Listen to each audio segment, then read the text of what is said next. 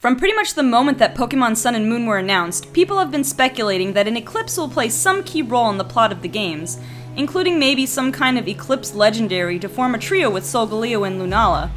So far, this has been mostly speculation with little hard evidence, but I think we may have gotten a hint in one of the most recent trailers. One little disclaimer, I'm recording this video a couple weeks in advance of when it goes up, so we may get some new information that either supports or disproves this theory, but for now, this is what we have to work with. In the US reveal trailer for UBO2, we get a good look at the two version exclusive forms, UBO2 Absorption and Sun, and UBO2 Beauty and Moon. We then get to see two cutscenes played side by side of each UBO2 form facing off against Tapu Koko in their respective versions. This goes along with what we've seen in previous trailers highlighting the different events between Sun and Moon, such as facing off against either Gumshoos or Alolan Raticate as a totem Pokemon. But if we look carefully, something is very different about these UBO2 cutscenes: the apparent time of day. Up till this point, the Sun and Moon trailers had made very clear that the two games are set 12 hours apart, and every other in-game clip has shown, when it's day in one game, it's night in the other. But in these clips of UBO2, it looks as if the event is happening at night in both games. Why would they show these events apparently happening at the same time, when they've gone out of their way to demonstrate the 12-hour time difference everywhere else? Well, of course, I think this could be the evidence of an eclipse that people have been wondering about. There are two kinds of eclipses that we experience on Earth: a lunar eclipse, where the Earth's shadow covers the moon, and the one we are more interested in, a solar eclipse, where the moon aligns with and blocks out the sun. In a total solar eclipse, the moon is perfectly aligned with the sun, and only a thin ring of light is visible behind the moon. A solar eclipse leaves a small area of the Earth in darkness until the moon and sun are once again out of alignment.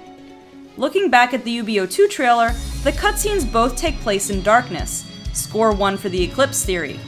There's only one big wrench in this idea. Solar eclipses only occur during the day, so if the games are 12 hours apart, it would be highly unlikely, if not impossible, for a solar eclipse to occur simultaneously in both games. But what if?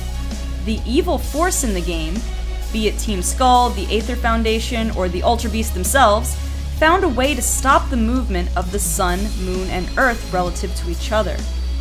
What if the power of Solgaleo or Lunala is harnessed during a total solar eclipse, causing the Sun and Moon to stay aligned, thus casting the world, or at least Alola, into perpetual darkness? If that's the case, then anything that occurs afterward would appear to happen at the same time in both Sun and Moon, because time, at least as we measure it in terms of day and night, has effectively stopped. Hey guys, I hope you enjoyed this latest episode of Sweet Speculation. This is one of those theories where I think I only have the one piece of evidence to go off of, but I think there might actually be something there. I mean, I know everybody else has had their own theories about why they think either an eclipse will take place or there'll be an eclipse Pokemon in Sun and Moon, but I think this is the first and, so far, at time of recording, the only hard gameplay evidence we've had to kind of potentially back it up. But anyway, let me know what you think in the comments down below, and don't forget to leave a like if you like this theory. And also, of course, subscribe to SweetBananaGaming if you have not already. I'm trying to get to 500 subscribers. First little big milestone, so I'd really appreciate it if you hit that subscribe button. Also, I'm going to leave a couple annotations on screen for you right now. I have not yet decided what they will be, but you can see them on screen right now. Go click them to check out some of my other videos. Anyway guys, thank you so much for watching, and I will see you in the next video.